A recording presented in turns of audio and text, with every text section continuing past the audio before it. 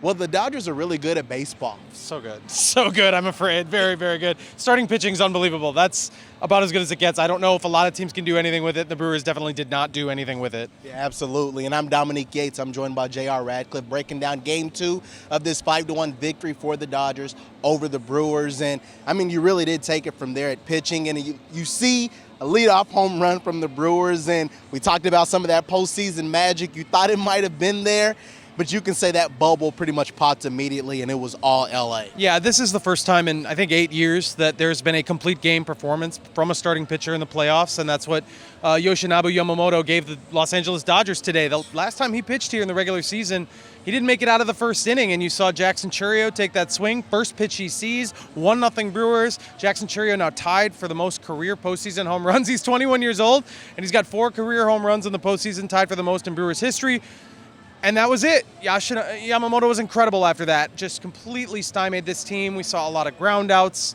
I think he retired the last 14 in a row. Christian Yelich is 0 for his last 18, but he's not alone. I mean, honestly, you maybe could have just boiled this whole series down to the Dodgers have 4 healthy stud pitchers, and they did not have that for most of the year. They have not had that for most of time. Like these guys, Tyler Glasnow and Shohei Ohtani as a pitcher, you haven't had him available.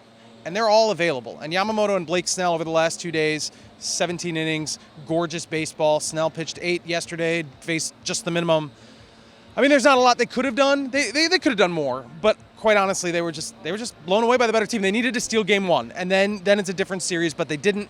And now they're down 2-0 and have to go out to the road. It looks very, very daunting. Yes, it does. As far as pitching from the Brewers, Freddie Peralta, for the most part, he kind of held his own out there, all things considered. What did you kind of make of his performance? It was okay. It wasn't it's certainly not the sharpest we've seen him, but he held them to 2 runs in 5 1/3, 5 2/3. I've already forgotten. But it was 5 2/3 because he ended up giving a 2-out home run there that really made it 3-1.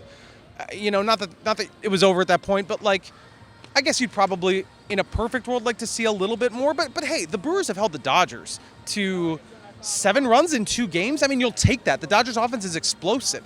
7 runs in 2 games. Now, granted, they've had a lot of breaks. They had that crazy double play at the wall that saw Frelick had in Game 1.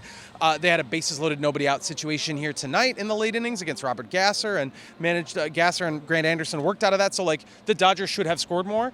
But you can at least, if you want a silver lining, point to that. If you hold the Dodgers to 7 runs in 2 games, you have to feel good that you might steal one of those. Now, the offense was nowhere near capable of doing that, but still, I don't think the pitching is to blame here. It's the Dodgers pitching winning these 2 games more than anything else. But the offense just has not been there. Yeah, and I mean, it's clear that there's a gap in terms of talent. I mean, Murphy said it himself. These guys realize that it's a very, very talented team in the Dodgers. I mean, that's why they won the championship. They are the defending champs for a reason. But you always talk about trying to have some optimism as far as that glass half full for the Brewers. And they talked about going to L.A. and winning. They've done it before. Yeah. Anything can happen. Yeah, anything can happen. It has happened before that teams have gone down 2-0 at home in a best-of-7 series, have come back to win the series. It has not happened a lot. 4 times in history, in fact. It happened in 2020 with this Dodgers team on their way to the World Series in Atlanta. That was the COVID year. Everything was weird. I don't know if we count it. And then you have to go back to 1996 before that with the New York Yankees against the Braves. The odds are crazy long. That's no secret to anybody. If you want the silver lining, Glasnow and Ohtani, who are likely to be the pitchers over the next 2 games, you're probably not going to see them work 8-9 innings. You're probably going to have a few more chances against the bullpen. If you hold on the way they did in this game with their pitching, the Brewers pitching, you might have more chances. I mean, the Brewers saw 1 inning of the Dodgers bullpen, and that was their most productive inning of this series. So it is at least possible that they can get into that bullpen and make some things happen. It's a tremendous long shot. The Dodgers starters are so good, and you have to win 2 of 3 in L.A. just to bring it back here for a 6th game and then win 2 more in Milwaukee. I don't see that happening. Nobody does, but baseball's weird. Baseball gods do weird things, and maybe they can they were the best road team in baseball.